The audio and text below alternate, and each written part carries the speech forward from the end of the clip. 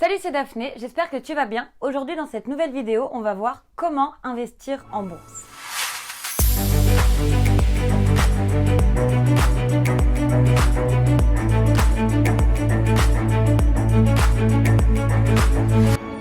Alors avant de commencer, je t'invite à cliquer sur la touche abonner juste en dessous pour ne pas louper les prochaines, pour m'encourager, pour mettre en place l'algorithme. Que de bonnes raisons pour si peu d'efforts, alors ne t'en prive pas. J'ai décidé de faire cette vidéo pour un petit peu démystifier la bourse parce qu'on entend souvent « la bourse ça me fait peur, moi je veux pas investir en bourse ». Et je me rends compte que pour la plupart des personnes qui te disent ça, c'est juste un manque de connaissances. Elles s'imaginent la bourse comme on voit dans Le Loup de Wall Street et donc ça leur fait peur.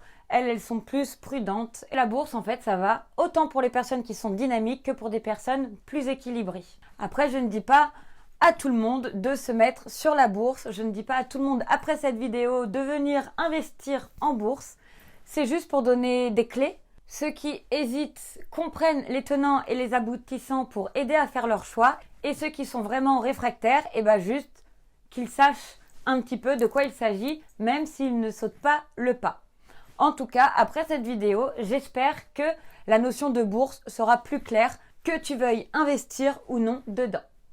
Alors, cette vidéo, j'ai décidé de la faire en plusieurs étapes. La première, je vais expliquer tout simplement ce que c'est la bourse, pourquoi on y investit et quels sont les risques. Ensuite, je vais expliquer les deux manières différentes d'aborder la bourse et comment on gagne de l'argent. Et enfin, je finirai par où commencer si tu décides de te lancer. Alors t'es prêt? C'est parti. Qu'est-ce que la bourse? Bourse, marché financier, marché de capitaux, marché primaire, secondaire. Il y a énormément de termes pour désigner le lieu où s'échangent tous les titres financiers. Alors avant c'était des lieux physiques, maintenant ce sont des lieux virtuels. C'est un endroit en fait où se retrouvent les entreprises qui ont besoin de financement et les investisseurs qui ont envie de faire fructifier leur argent.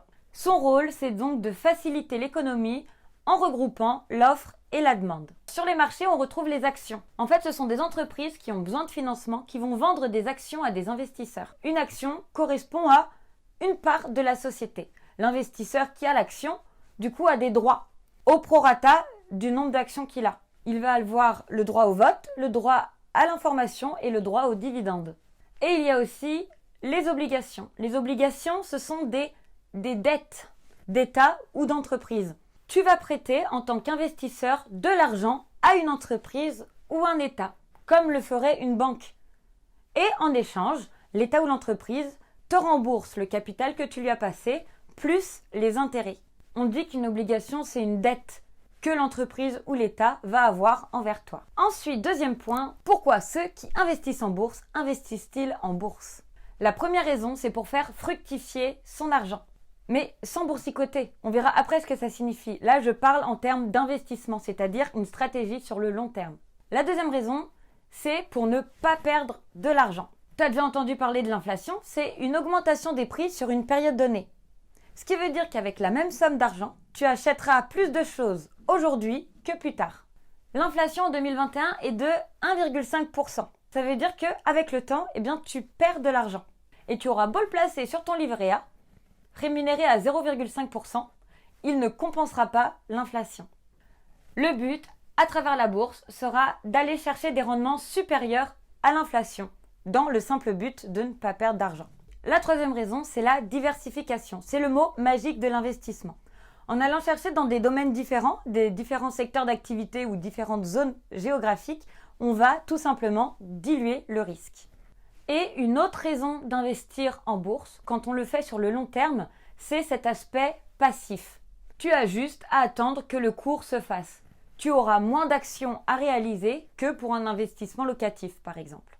Et la dernière raison pour investir en bourse, c'est pour soutenir une entreprise.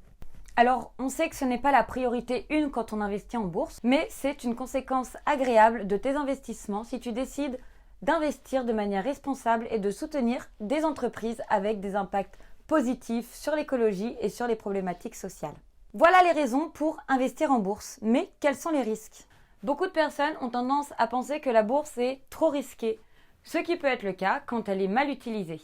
Il y a deux grandes caractéristiques à prendre en compte.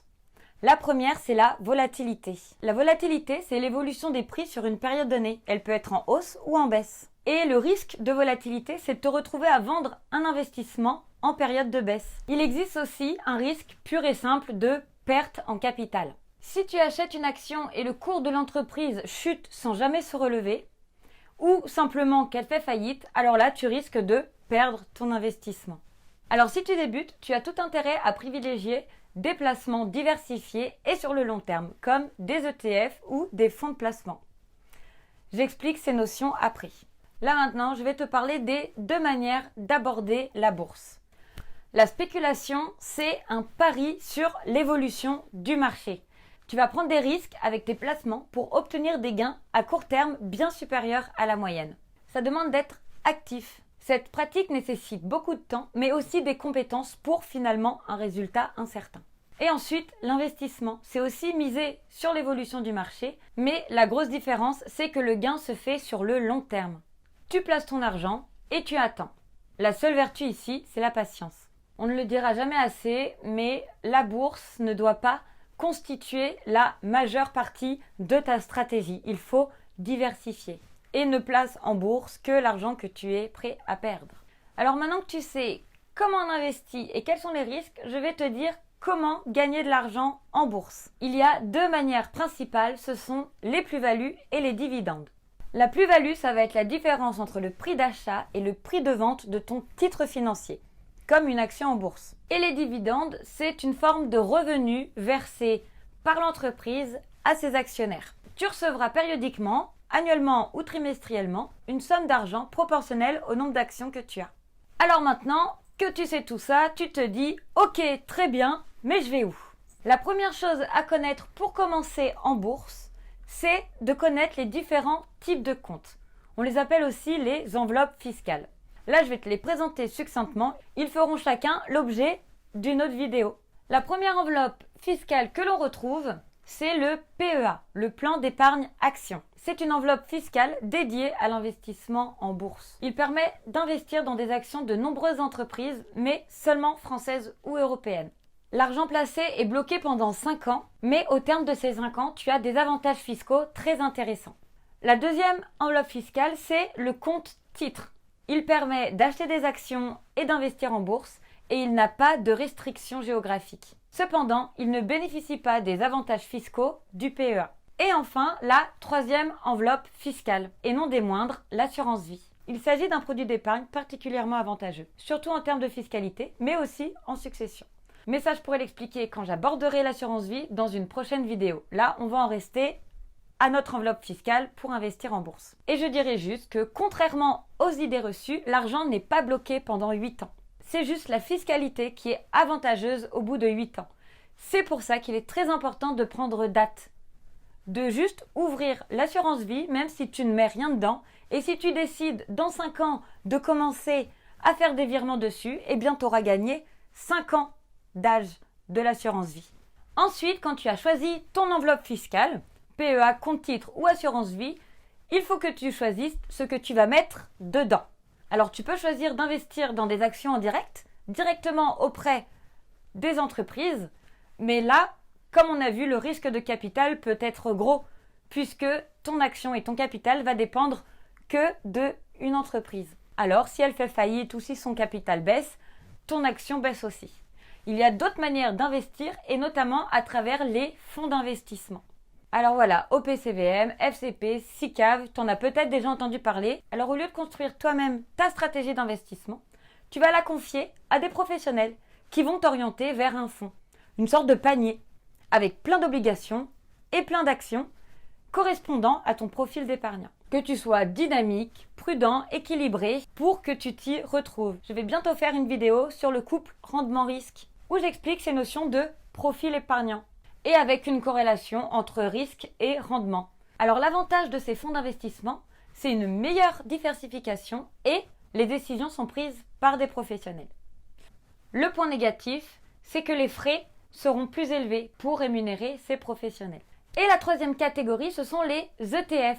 Ce sont des fonds indiciels. Alors ça a l'air compliqué, je vais essayer de te l'expliquer parce que c'est en fait un des placements qu'on recommande le plus quand on débute en bourse. Alors les ETF, on appelle ça des fonds indiciels et en fait ils vont tout simplement suivre, ça va être des petits trackers qui vont suivre des indices boursiers comme le CAC 40 par exemple. Et si l'indice monte, alors le tracker va augmenter et en fait toi tu investis dans ce tracker. Je vais expliquer les ETF dans une nouvelle vidéo, alors abonne-toi pour ne pas la louper, elle arrivera très bientôt. Pour résumer, voilà, tu sais ce que c'est la bourse, tu sais pourquoi on investit, comment on gagne de l'argent, quels sont les risques, de quelle manière on investit entre la spéculation ou l'investissement et ensuite comment on investit, déjà en choisissant son enveloppe fiscale, puis ensuite en choisissant ce qu'on met dedans. Et voilà pour résumer cette vidéo. Alors mets un like si elle t'a plu, mets un like si elle t'a apporté des informations ou si elle t'a aidé. Tu peux me suivre sur mes réseaux, sur Insta ou sur Facebook. Et sinon, je te dis à bientôt dans une nouvelle vidéo.